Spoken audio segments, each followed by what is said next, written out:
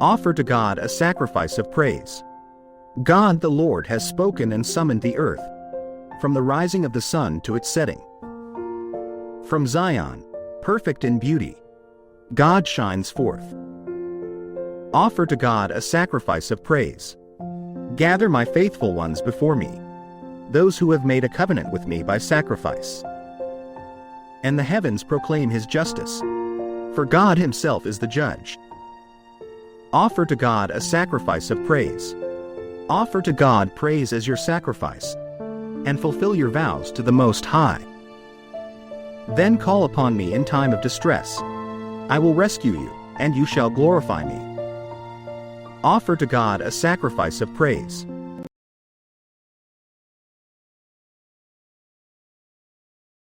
Alleluia! Alleluia!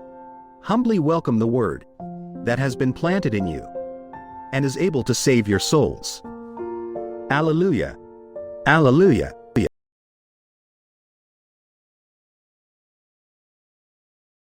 Jesus proposed a parable to the crowds. The kingdom of heaven may be likened to a man who sowed good seed in his field. While everyone was asleep, his enemy came and sowed weeds all through the wheat and then went off. When the crop grew and bore fruit, the weeds appeared as well. The slaves of the householder came to him and said, "Master, did you not sow good seed in your field? Where have the weeds come from?" He answered, "An enemy has done this." His slaves said to him, "Do you want us to go and pull them up?" He replied, "No, if you pull up the weeds, you might uproot the wheat along with them. Let them grow together until harvest. Then at harvest time I will say to the harvesters, 'First collect the weeds and tie them in bundles for burning, but gather the wheat into my barn.'" The word of the Lord. Thanks be to God.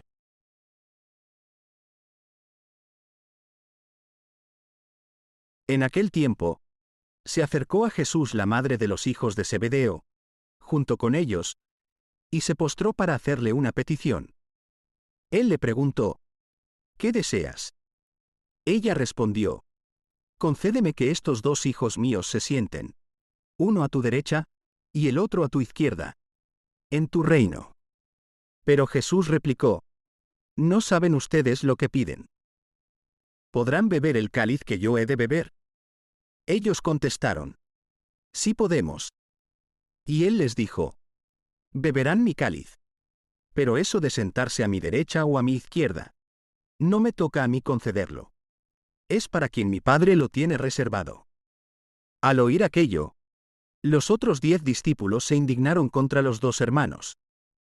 Pero Jesús los llamó y les dijo, ya saben que los jefes de los pueblos los tiranizan, y que los grandes los oprimen.